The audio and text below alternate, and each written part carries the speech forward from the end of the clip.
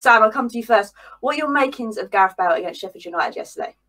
Well, I'm happy that he got the hat trick against them. I don't know. It's, having Gareth Bale has been quite difficult this season because obviously, you know, under Mourinho, he wasn't really getting much game time that we would have liked to have seen of him.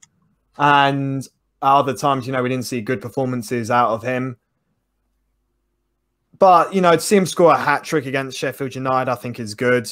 I mean, I hope we do get to see more of him of next season and maybe give him more of a chance because let's face it, we've got Bale because you know, there's still something about him even when he's been untreated fairly from the likes of Zidane at Real Madrid. And B as well, you know, it's just his sentimental end of the day. You know, he was one of our best ever players to wear a Spurs shirt and we do want to see more of him. And, you know, if you see a performance like that against a side that's 20th place, you know, maybe hopefully for next season, not to sound so negative about it, maybe he might be able to perform against tougher teams where we haven't seen the best of him, if that makes sense. But overall, though, I'm very happy that Gareth Bale did get the hat-trick and he deserved to get that hat-trick as well. There were very good goals that he scored. Yeah, it's interesting you said it as well, Sam, because he's actually got the chance to, like yesterday, to actually start. And I think we see the best of Gareth Bale when he does start. So, David, I'll come to you. Obviously, first goal was brilliant. The third goal was brilliant. But that second goal gave me glimpses of the old Bale. What do you make of that cracking effort from him?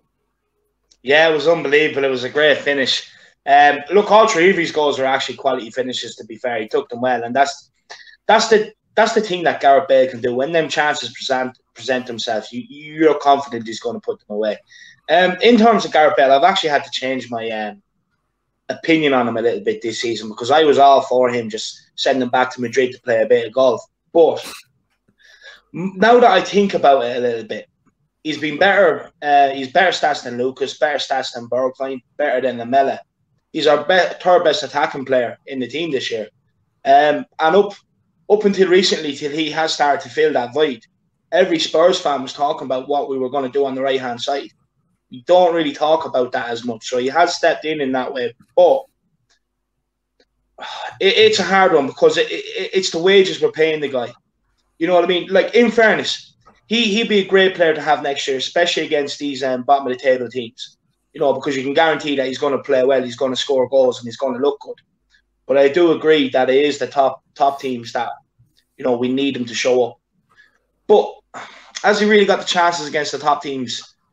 I don't know, you know. Like that Arsenal game, I suppose you could say, but he was dreadful, but the whole team was dreadful. But all in all, I probably would give Gareth Bale another season at Tottenham. Yeah, I agree with that.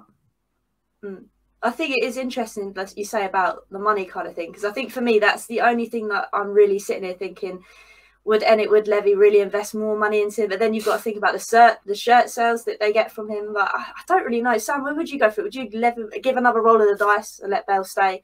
Or would you really maybe send him back to Real Madrid? What's your kind of thoughts on the matter?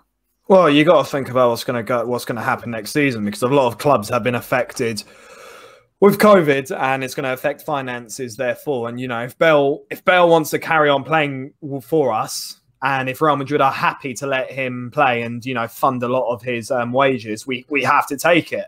That's the situation it's going to be. The only way for us to try and sign some quality players is if we sell Harry Kane. That is if another club buys him. But realistically, clubs aren't going to be able to afford him. And B, would you actually trust Levy to invest in another squad? I mean, do I need to bring back the year 2013-14 season where we bought Kiraches, Paulinho, Etienne Capoue, who ironically got sent off against a scum the other day? I mean, for me, you know, you want to keep attacking players. We have to just keep it how it is and just hope that Real Madrid are going to be generous towards us again, and we get to see another season of Bale. And, you know, I think I remember, I could be mistaken on this, but I think there was an option to have him for an extra year when we made some form of agreement to have Gareth Bale. So I think we would be very silly not to take him, considering how he's performed the other day and our easy run of games where, you know, I don't want to sound too hopeful, but I think we will see him a bit more on the score sheet with our easy run of fixtures coming up. Yeah, it's interesting you mentioned that. Go on. Go on, David. Sorry. No, sorry, Hollie, go on. No, I was just going to say it's interesting you say that, because obviously there's still this talk about top 4 and all this jazz. And to be honest with you, it's been up and down for months, if that makes sense. Like, it's nearly there. Is it there? Is it not there?